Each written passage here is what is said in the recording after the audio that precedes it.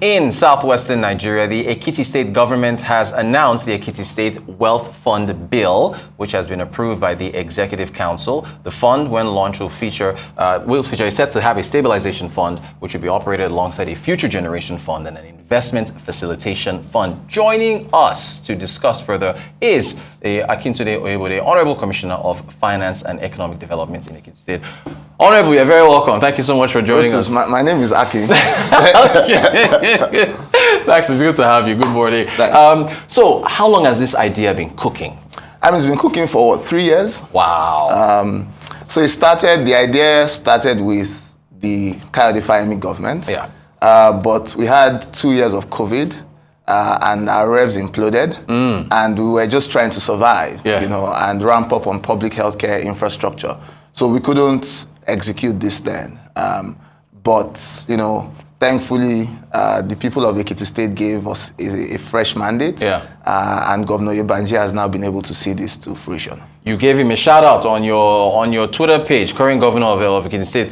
So how instrumental was he in the process? I think, when we say there's continuity, right? Continuity shouldn't just be keeping people within the same party. Yeah. It's a continuity of vision, of ideas, and being able to implement, right? So, I always say nation building is an unending exercise, right? It's usually unfinished. And so after 4 years of Dr. Fayemi, Governor Oyebode could have come in to say, hey, you know what? Yes, I campaigned on the mantra of continuity, but this one I can step aside. Yeah. But he led from the front. He was very clear about, let's do this thing. Give me a draft bill. We debated the bill extensively. It went back for some review. Yeah. Came back a second time. And I think for me, it's leadership from the front. You don't expect the governor to dot the I's and cross the T's. But signaling that this is important to my administration just puts everybody in line. It gets everyone in line. And so that's why I gave him that shout out. Great stuff. So walk us through these funds, this stabilization fund, future generation, and so on. So, the fundamental philosophy behind this fund is to say, look, the state needs to do a bunch of things. One is, I mentioned we went through COVID, right? Where revenues imploded. Yeah. We've got to put something aside, right, to stabilize government if we have a natural disaster, force majeure, whatever it is, right? Something that implodes revs. You've got to be able to say and in our case, you can only draw from this once in 4 years. Gotcha. Right? And there's very clear conditions to draw from it. You must see a 50% reduction in income to be able to even draw from it. There are very clear provisions. You have to go to the House of Assembly, before you can draw that money. So it's not something that it's not a slush fund you can just dip into every now and again. Gotcha. But then there's also a need to invest for the future generations of the states, right? Yeah. And for that, there's a lockup period. There's a 5-year lockup period where you can't even pay dividend, right? Okay. To the states, right? And those are investments in what I'll call low-risk instruments. They could be foreign currency denominated, local currency denominated, but they're essentially low-risk instruments. So no crypto investments or no NFTs. Yeah, I gotcha. And then there's an infrastructure and investment facilitation fund, and that part of the fund is really saying, how do we crowd in private capital? Okay. At the heart of everything we do in Ekiti, it's a recognition that government is an enabler. Yeah. Right. So we're not going to be setting up farms. We're not going to be setting up pencil making factories. That's not our play. Yeah. Our play is to say, if you want to set up a pencil factory, come to our state. Gotcha. Right? And if we need to build a road to bring that investment in, that part of the fund can do that. Okay. Right? If we need to put some skin in the game, for example, if you said, hey, I want to build this 5-star hotel, but I'm a bit worried about occupancy, right? I can say to you, what, we'll give you a guarantee from this portion of the fund that guarantees some revs. It's not a take-or-pay contract, but it's a minimum guarantee. Yeah. And of course, we believe that we won't even need to call on that guarantee, but it gives you the comfort that in the event that you need to call on that guarantee, the guarantee is in place. So it's to facilitate investments, to crowd in private capital. Fantastic. The 1 billion naira seed capital, where's that coming from? Internally generated revenue, or So we've been able to save that. So that's actually, I can say confidently, the day the law is signed, right? That money goes in there. Money is there, right? It's there. Right. But what we've done is we've put some savings, in a pot. So this fund is going to be funded from our statutory revenues, from FAC and VAT, but also internally generated revenues. And then we've put a provision in there that any exceptional income we earn, we also save at least 10% of that. So if there's a refund from the federal government, if there's some windfall that comes to states, the aim is to say, out of all of this, we're going to constantly save some money. And of course, we can then crowd in money from development partners, etc., who look at this as a great idea and say, hey, we want to support you. But most importantly, it's a very lean team. Okay. So we're also very clear that this is not a sovereign wealth fund. Gotcha. We can't set up a full-fledged team where you start to spend 10-5% of your actual capital on running the fund. Right. So it's a very lean team. You'll have a board and maximum 2 or 3 staff at inception until the fund grows to a size such that it then requires a bigger management team to support it. Gotcha. Speaking of internally generated, so looking at some stats for Ekiti State, I think for 2021. From budget. So GDP 2.3 trillion, internally IGR, it grew by 101%. What's your plans to raise revenue, rely less on FAC, and bring down debts for Ekiti? Okay, so I think, great question. I think first thing is, so talking about debt, right? We've been, despite COVID, we've actually, our debt is flat. Okay. Right? So we've been able to hold debt flat, even at the most difficult periods for the country and the state. What we've also done is to reprice our debt, right? And we've gone to, in some cases, lengthen the tenor and gone to look for cheaper money to replace more expensive debt.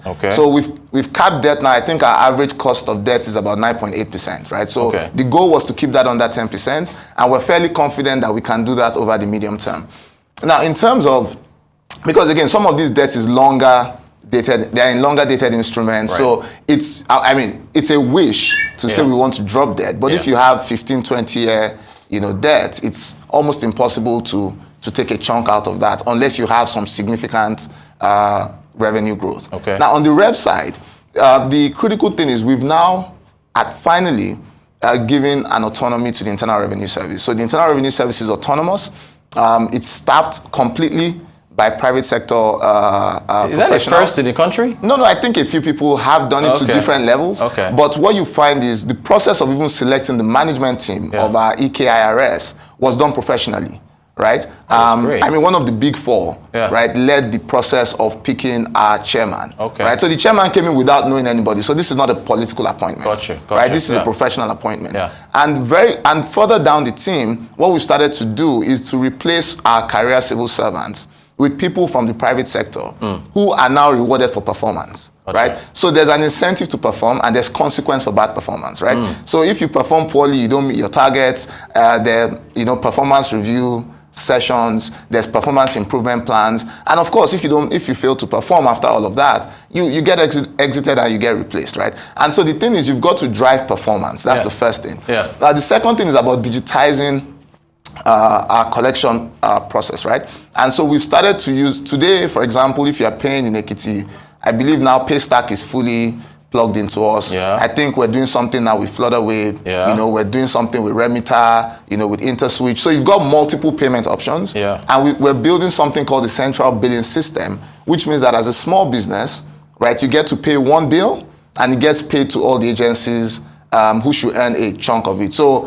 think about, you're a small business, right? You've got to pay for fire, you've got to pay for your signage, you've got to pay your income taxes, you've got to pay your business premises registration. Now you have 6, 7 government agencies coming to collect different things, right? In this case, you pay once, right? And it's not your business how it gets shared. Right, so you pay once to the government, and you're done. You're done. So it's also improving the ease of payments, right? I think that taxes are not the easiest to collect, but you've got to make it as simple as possible for people to pay. You guys are running Ekiti State like a corporation. It is a corporation. Exactly, that's how it's supposed to be, right? Real quick, in terms of the fund, 1 billion now. You mentioned earlier one of your answers about growing it or maybe increasing the staff. It goes bigger. Any targets? 5 billion in how many years? 10 billion? I think I'll say 10 billion over the next 3.5 years. That's easily achievable because our proposal is to ensure 5% of our statutory revenue on a monthly basis goes into the fund. 10% of internally generated revenue will go into the fund. At current levels, That should take us to about 250 million a month. That's about 3 billion a year. So in 3 years, that's about 9 billion. So I'll say 10.5 to 11 billion is a mid-size estimate for what the fund should look like. And that's minus whatever returns we get reinvested into the fund. Great initiative. I want to show you a tweet from Victor Asemota, tech investor, where he was saying, and he's referencing the governor of Edo State, where he is from, where he said, why didn't they think about, we had an investment banker as Edo State governor, but Ekiti beat us to the first sub-sovereign fund. Why haven't other states? How are you the first? Is it revenues or what? We're the second. Oh, the second, right? Okay. So Lagos State signed its sub-sovereign wealth fund Act in October. So Governor Sanwo-Olu was the first to do that. Okay. Just to set the record straight. Yeah. I mean, Edo State, I don't know. I don't have a sense of where their numbers are at, etc. Governor Baseki is, a well-respected investment banker. Of that, there's no doubt. And he actually led, the SIFTA subcommittee that has helped all the states improve their fiscal transparency and accountability. Okay. So I wouldn't knock them too hard. All I'll say is that it's easier to do this as a first-term governor. Yeah. Right? It's much easier to do this in your first term because in your second term, there's a lot of pressure around, so what physical legacy am I leaving behind? Yeah. How am I improving healthcare? How am I improving education, etc.? And when you have those competing needs, it's a lot harder to save. Gotcha. Right? So, it's also one of the reasons why I give my governor a shout out because, they're competing needs. He could easily say, let's put all this money in shiny roads. Right. Let's put this money in, hospitals. Yeah. There are a lot of competing needs. But among those needs, you need to be disciplined to ensure that the future of the state is in good hands. I've had so many other questions, but we're out of time. Real quick, your outlook for Ekiti State. What are you looking for as far as the economy is concerned? I think the first thing is to crowd in as much private capital as possible, right? So that's our priority, is to say, look, Ekiti is open for business. For example, on doing business reforms, we want to see a lot more local and foreign capital come into the state. It's to flip, again, a number of the state-owned entities and hand that, to competent private entities to run. Yeah. Ultimately, it's a vision of shared prosperity. So when the governor campaigned, he campaigned on a vision of creating shared prosperity for the people.